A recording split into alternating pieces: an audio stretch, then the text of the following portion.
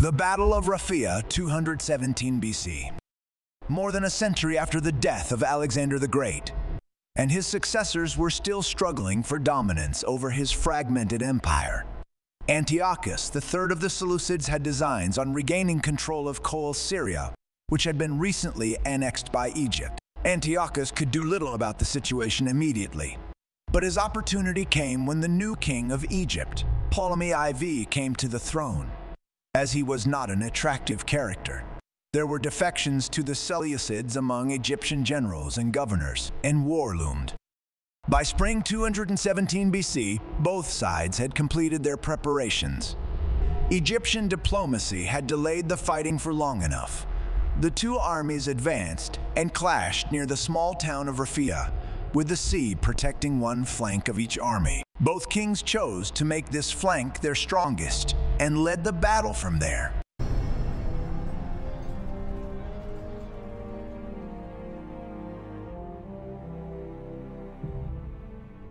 It is more than a century since the death of Alexander the Great.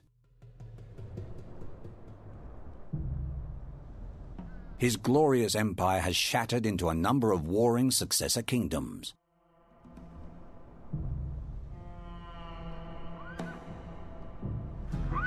In Egypt, Pharaoh Ptolemy IV is a Greek ruler on the Egyptian throne. He has not been a loved or respected ruler.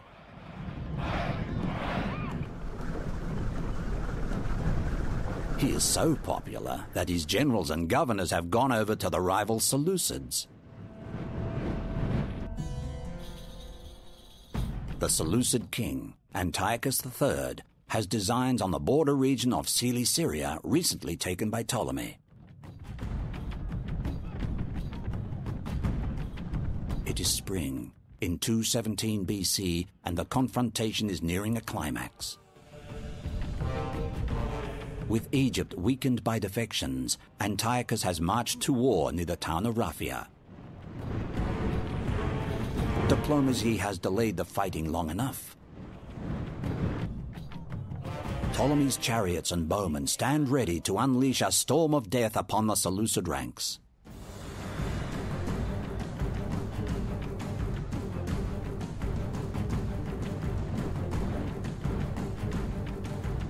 Antiochus hopes his powerful phalanx and swift cavalry will teach the Egyptians a bloody lesson.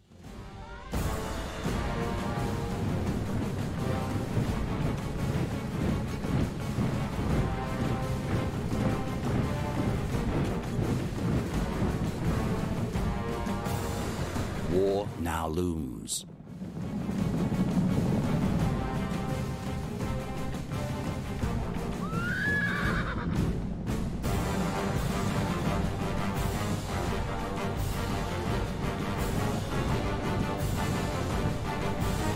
Even though he is an experienced leader, Antiochus has been carried away by the thrill of a cavalry charge.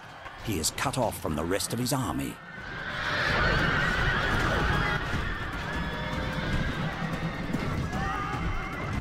The battle now hangs in the balance.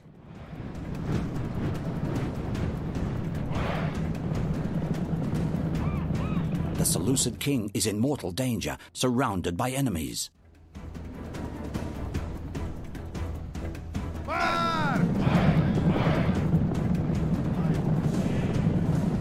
Antiochus must regroup, or the Egyptians will carry the day.